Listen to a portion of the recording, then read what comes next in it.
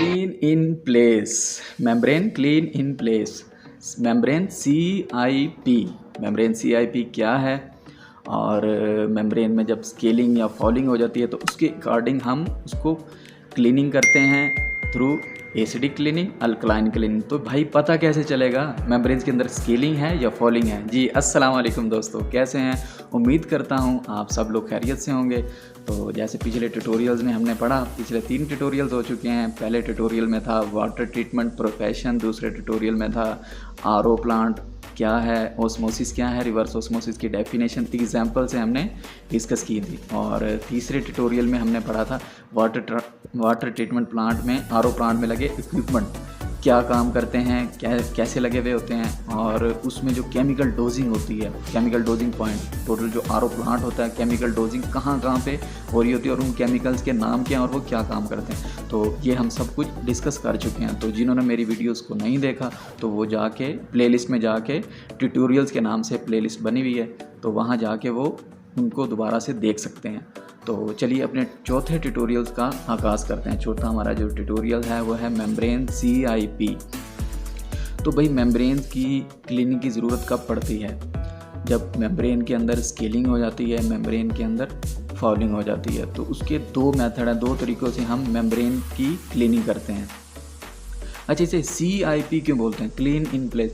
Clean in place का मतलब ये है कि मेम्ब्रेन्स को वेसल्स के अंदर, जैसे मेम्ब्रेन रखी हुई होती है तो उसको वैसे ही अंदर ही उसको क्लीनिंग करनी है, बाहर निकाल के उसकी क्लीनिंग नहीं करनी।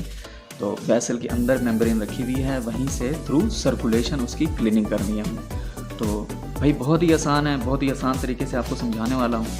और सबसे मेन चीज़ तो भाई जिन लोगों को ये पता नहीं चलता कि हमारी मेम्ब्रेन में स्केल हो गई या मेम्ब्रेन में फॉलिंग हो गई है तो उसको कैसे इंडिकेट किया जाएगा, तो वो मैं आपको बहुत ही डिटेल से बताने वाला हूँ।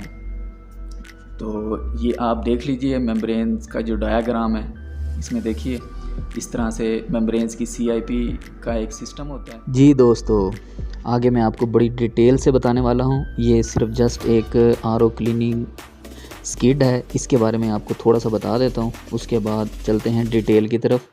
और ये RO क्लीनअप स्किड है। इसमें क्या है, एक क्लीनिंग टैंक लगा हुआ है, उसके बाद एक क्लीनिंग पंप लगा हुआ है, उसके बाद 10 माइक्रोन का कार्ट्रिज फिल्टर लगा हुआ है, और उसके बाद मेम्ब्रेन असेंबली, मतलब मेम्ब्रेन वेसल्स हैं। इसमें क्या है जी, जो RO का प्रोडक्ट है और रिजेक्ट है, ये दोनों ही जब मतलब हम सर्कुलेशन स्टार्ट करेंगे, RO क्लीनअप टैंक से पंप उठाएगा, पंप फिर माइक्रोन फिल्टर से मेम्ब्रेन्स को देगा, मेम्ब्रेन्स के बाद हमारी प्रोडक्ट और रिजेक्ट निकलेगी। अब ये प्रोडक्ट और रिजेक्ट फिर दोनों ही दोबारा उस क्लीनिंग टैंक में जाएंगे। इसी तरह से ये क्लीनिंग हमारी चलती रहेगी, मतलब RO क्लीनिंग टैंक से पंप से फिल्टर से मेम्ब्रेन से दोबारा जो है हमारा इसी क्लीनिंग टैंक में ये सर्कुलेशन हमारी इसी तरह से स्टार्ट होगी। ये हमारा RO क्लीनिंग स्किड है। और ये जो RO प्लांट होते हैं उसके अंदर भी ये प्री इंस्टॉल्ड होता है ये सारा सिस्टम। तो चलिए आपको आगे डिटेल से जो है ना इसके बारे में बताते हैं।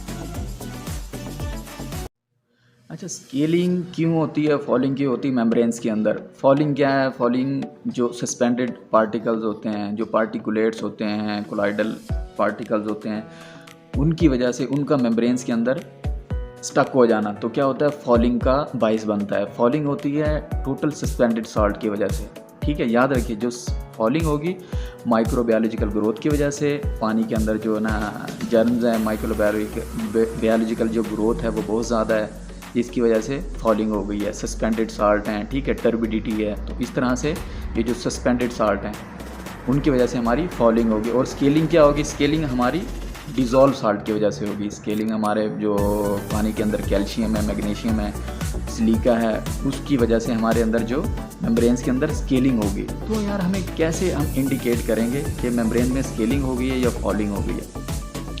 जब हम RO की क्लीनिंग, हमें RO की क्लीनिंग का पता कैसे चलता है कि यार अब हमें मेम्ब्रेन की क्लीनिंग की ज़रूरत है? क्या होता है, हमारा प्रोडक्ट कम हो जाता है, प्रोडक्ट कम होगा, प्रेशर बढ़ जाएंगे, प्रेशर इंक्रीज़ होंगे, प्रोडक्ट जो है ना प्रोडक्ट के जो TDS हैं वो भी इंक्रीज़ हो जाएंगे, प्रेशर बहुत ज़्यादा बढ़े हुए होंगे, लेकिन प्रोडक्ट जो है हमारी परमिएट वाटर की जो है ना वो बहुत कम आ रही होगी, मतलब जहाँ 70 से 80% रिकवरी पे आरओ चल रहा होता है वो 50% रिकवरी पे आ जाता है। 50% रिकवरी का मतलब है कि जहाँ हमारा 20% वेस्ट जा रहा होता है वहाँ हमारा 50% जो है ना वेस्ट जाना शुरू हो जाता है। तो तब हमें पता चलता है कि यार मेम्ब्रेन्स चोक हो गई हैं, स्टक हो गई हैं, तो अब हमें इस क्लीनिंग की ज़रूरत है।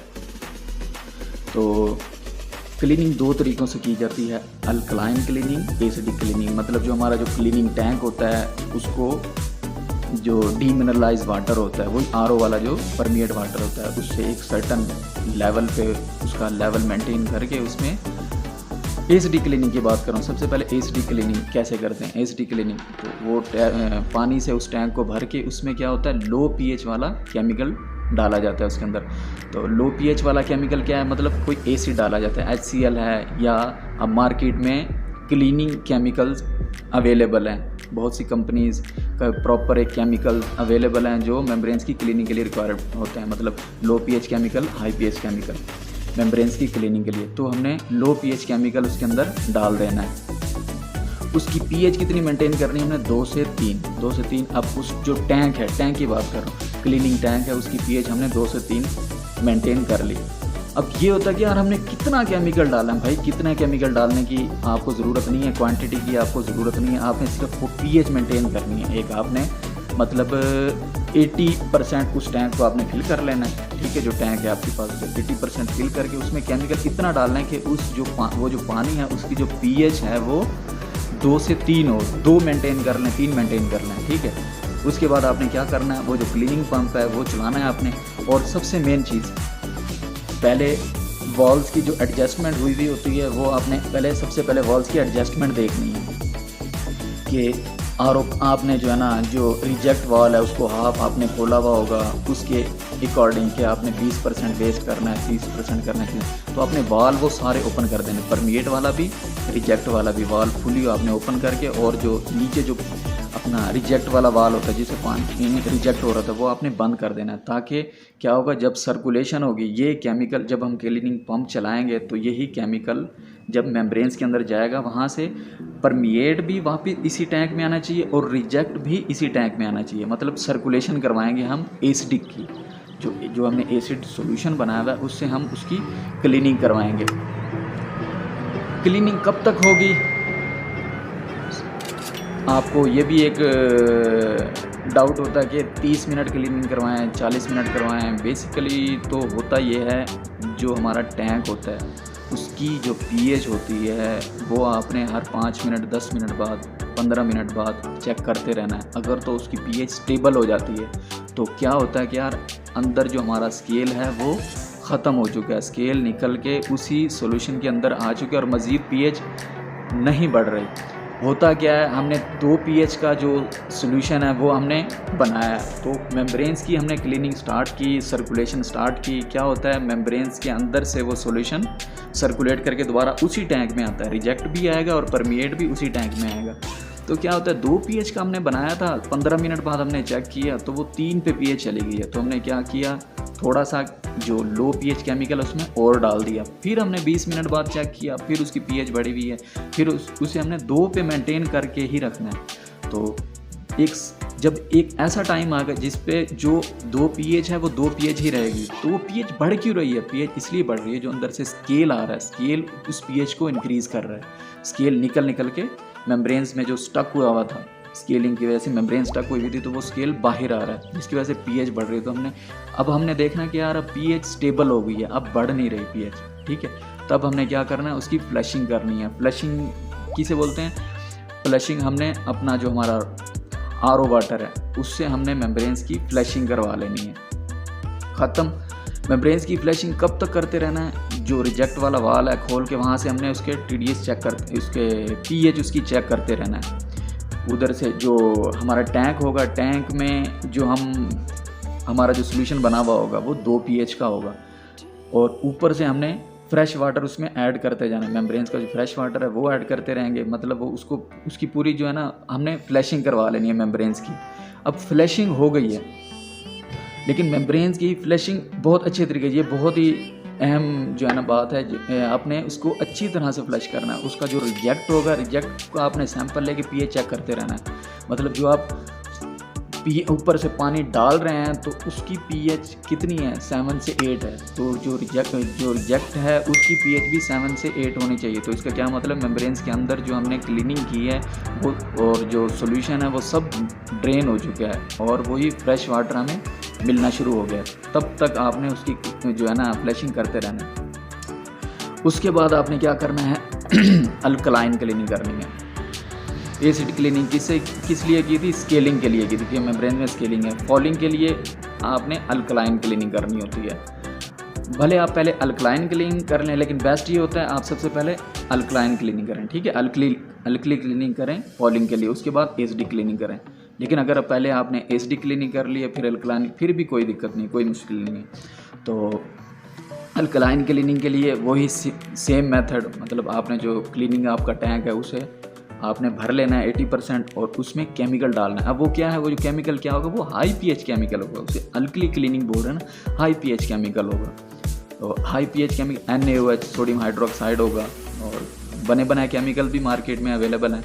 तो उसे हमने उसकी क्वांटिटी इतनी डालनी है कि वो हमारी जो पीएच है हमने 12 पे उसको एडजस्ट करना है। जो हमारा टैंक है उसकी पीएच 12 होना चाहिए। उस 12 पीएच वाले सॉल्यूशन को हमने मेम्ब्रेन्स के अंदर से सर्कुलेट करवाना है।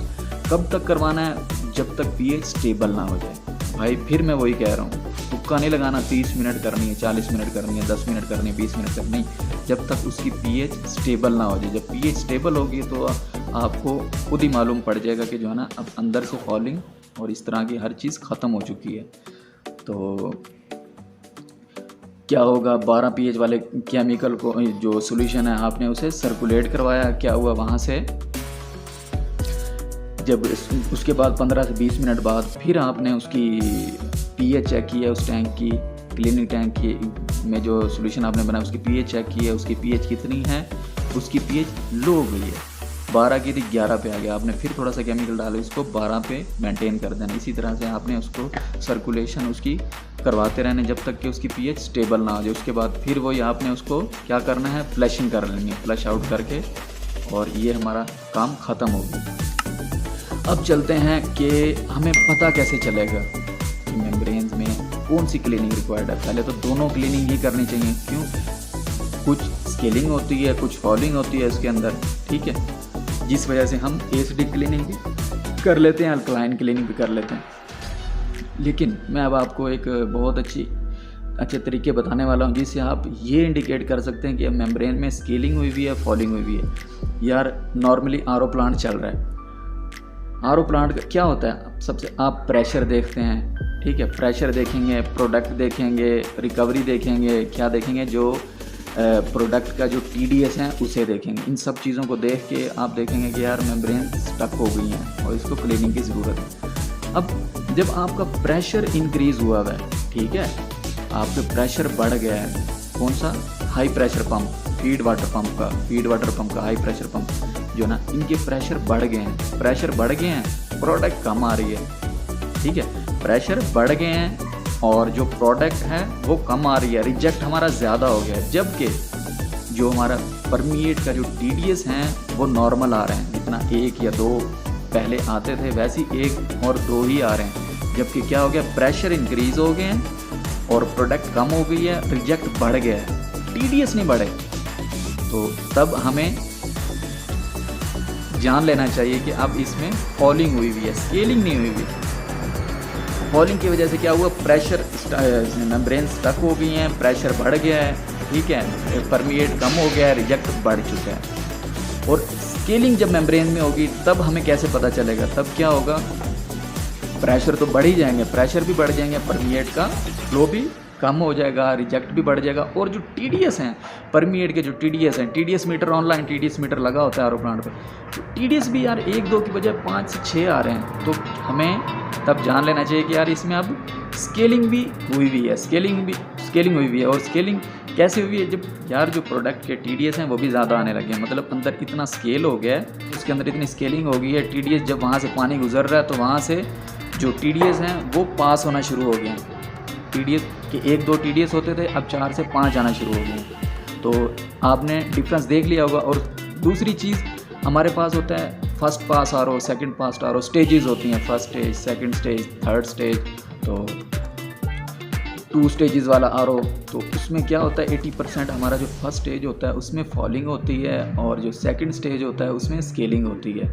मतलब होता क्या है, जो हमारा फर्स्ट स्टेज होता है उसमें हमारा जो परमिएट होता है वो तो टैंक में चला गया, परमिएट जो हमारा स्टोरेज टैंक होता है। जो रिजेक्ट होता है वो सेकंड पास की इनलेट बन जाता है, उसकी फीड बन जाता है, वही पानी, मतलब जो उसका रिजेक्ट होता है वो उसका फीड बन जाता है। तो क्या होता है उसमें TSS तो होते नहीं है, सस्पेंडेड साल्ट तो सब खत्म हो चुके होते हैं, तो उसमें TDS होंगे। तो उसकी वजह से, तो इसलिए हम बोलते हैं कि सेकंड स्टेज में TDS स्केलिंग के चांसेस ज़्यादा होते हैं अकॉर्डिंग टू फर्स्ट स्टेज के। फर्स्ट स्टेज में जो है ना हमारा फॉलिंग के चांसेस होंगे, सेकंड स्टेज में हमारे स्केलिंग के चांसेस होंगे। तो ठीक है दोस्तों, अब आपको समझ आ गई होगी कि हम कैसे डिटरमाइन करें कि हमारे आरओ प्लांट में स्केलिंग है, आरओ प्लांट में फॉलिंग है, उसके गार्डिंग हम उसको कैसे क्लीन करें और कब तक क्लीन करें, ये सब कुछ आपको अब समझ आ चुकी होगी। तो उम्मीद करता हूँ आपको ये वीडियो पसंद आई होगी। तो तब तक के लिए अल्लाह हाफिज़, और मिलते हैं इंशाल्लाह अगली वीडियो में। तो जिन दोस्तों ने मेरा चैनल सब्सक्राइब नहीं किया तो मेरा चैनल सब्सक्राइब कर लें और साथ में बेल आइकन को भी प्रेस कर लें ताकि जो मेरी हर नई आने वाली वीडियो उसका नोटिफिकेशन आप तक पहुंचे। तो मिलते हैं इंशाल्लाह अगली वीडियो में, तब तक के लिए अल्लाह हाफिज़।